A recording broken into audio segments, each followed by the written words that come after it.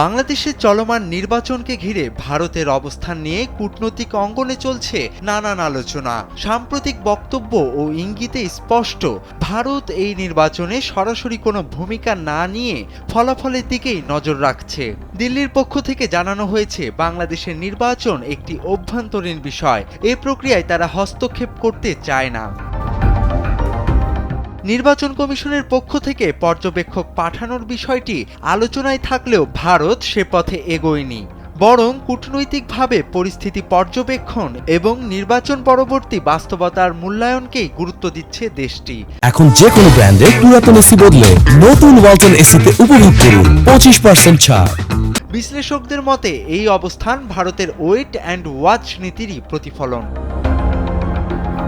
বাংলাদেশের সঙ্গে ভারতের রাজনৈতিক, অর্থনৈতিক ও কৌশলগত সম্পর্ক দীর্ঘদিনের।